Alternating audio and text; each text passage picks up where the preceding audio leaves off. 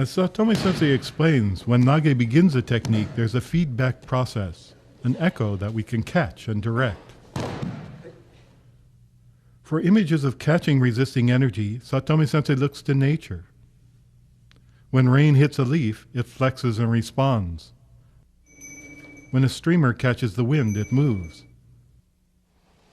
When water in a creek meets resistance, it changes its direction.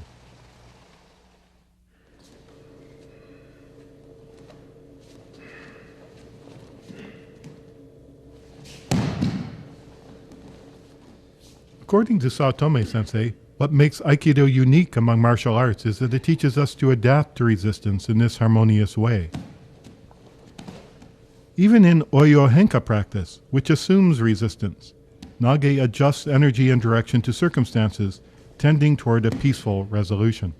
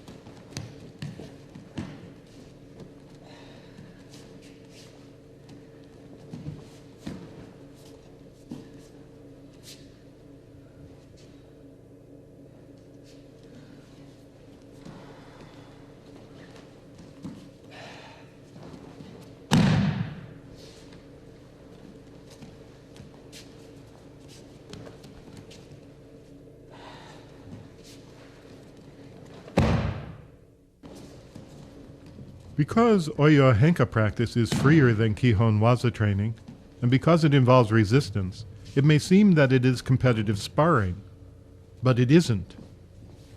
As in basic Aikido training, the practice may be limited to certain categories of technique. Nage may try Yokomanuchi Ikkyo, for example, and then change direction when uke resists. Also, ukes do not brace or resist because they want to frustrate Nage's technique, but because that is their assignment, something that they do so that Nages can practice dealing with resistance. What's most important, rather than struggling against their uke's resistance, Nages respect that resistance and try to find a way to put it to positive, cooperative use.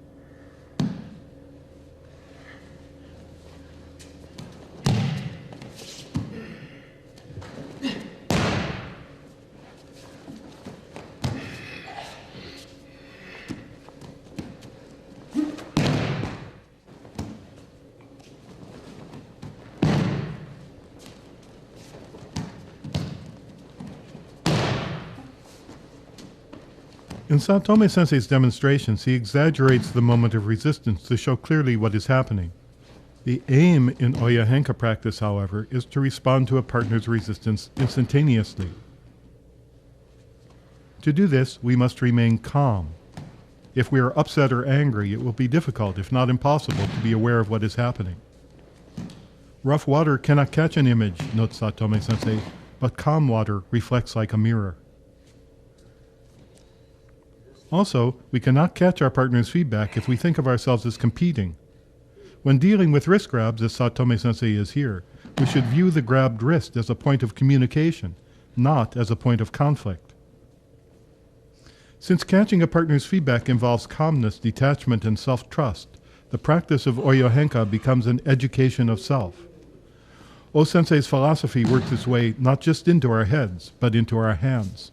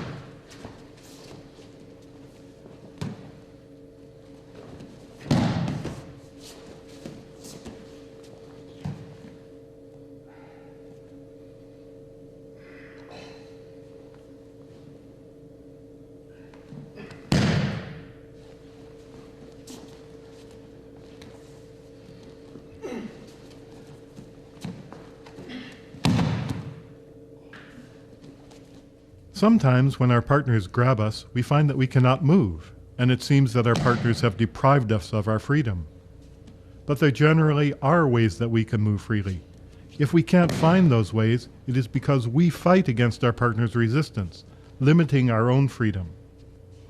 According to Saotome Sensei, when we find that we cannot move, that is not because our partners have become strong, but because we have lost our freedom and wisdom.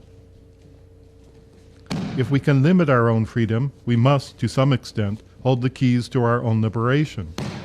Among those keys are the principles of relaxation, self-trust, peacefulness, and non-competition.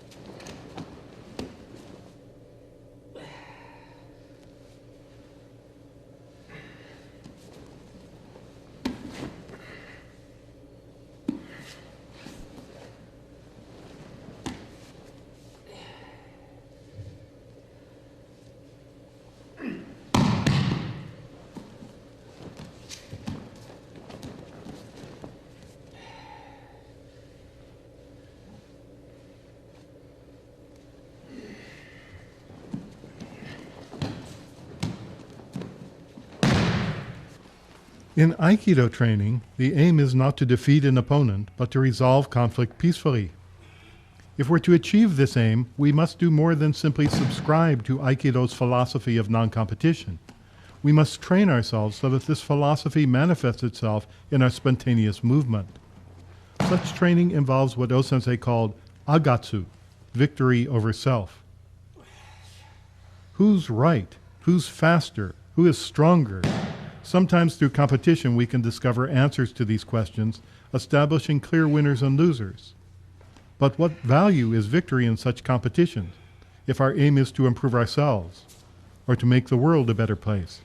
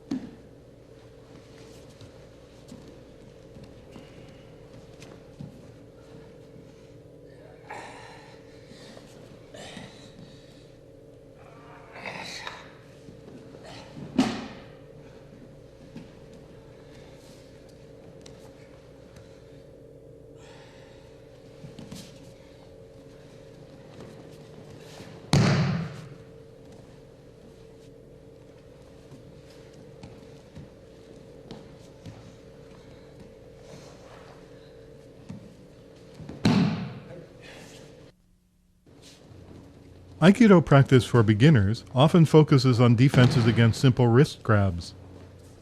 While such attacks may be artificial and unrealistic, they play an important role in Aikido's training system.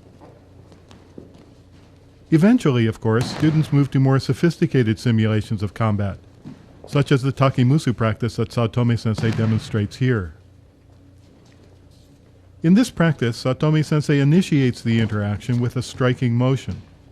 His uke grabs to defend against this strike, and to create an opening for his or her own offense. Since Uke continues with a kick or punch after grabbing Sensei's arm, Saotome Sensei enters what he calls a foggy situation. In contrast to the pattern practice of technical forms, Takimusu practice develops spontaneously. In consequence, the participants in Takimusu practice cannot narrow their attention to any one aspect of what is happening, but must read and control the entire martial situation. In practice of this sort, basic forms such as Kotegeishi or Kokyunage function as small parts of longer, more complex interactions.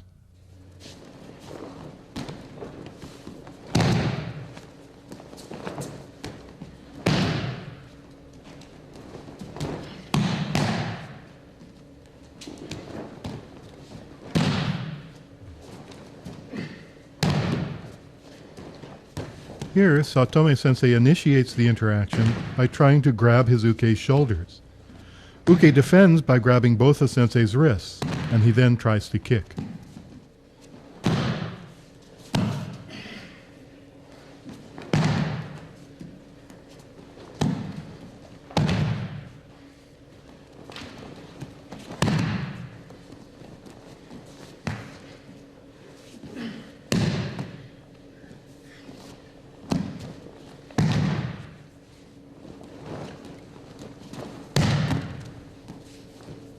In this practice, Uke grabs Sensei by the shoulders and follows with a kick.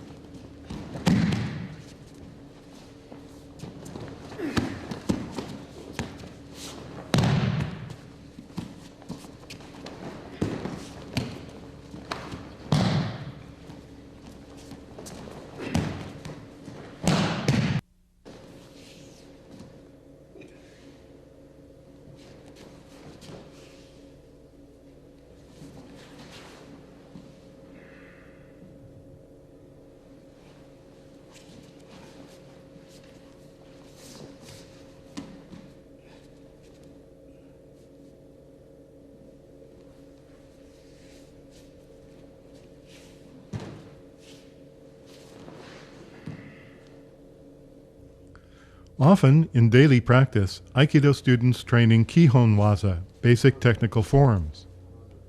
In practice of this sort, partners generally cooperate, making it possible to study the forms and to familiarize themselves with the movements.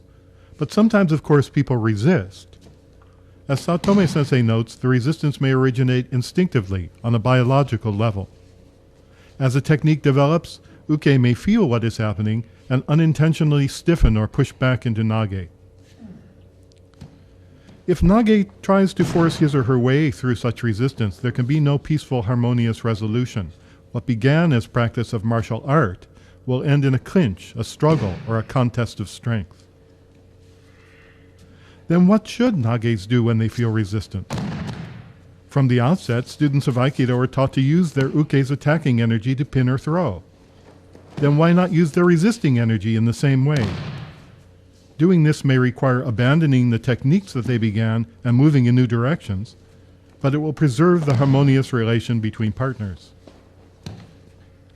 When the plan is that Ukes will resist and Nages will need to make an adjustment of this sort, practice moves from drill and basic technique to a higher level, which Saotome Sensei calls Oyo Henka, a form of Takimusu Aiki practice.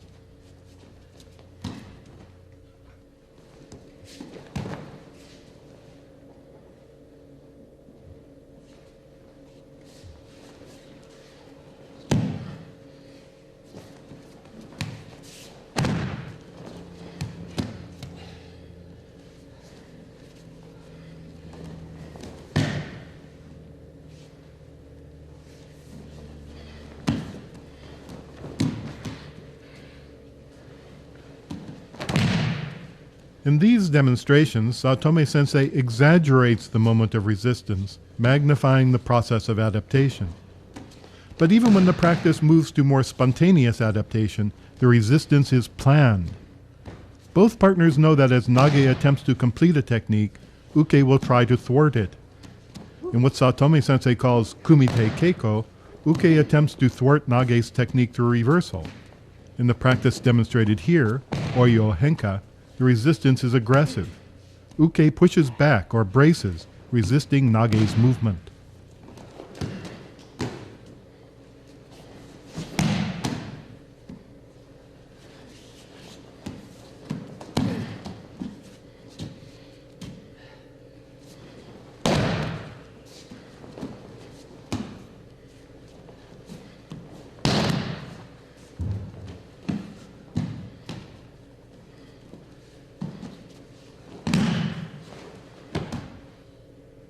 That one gains through repetitious drill.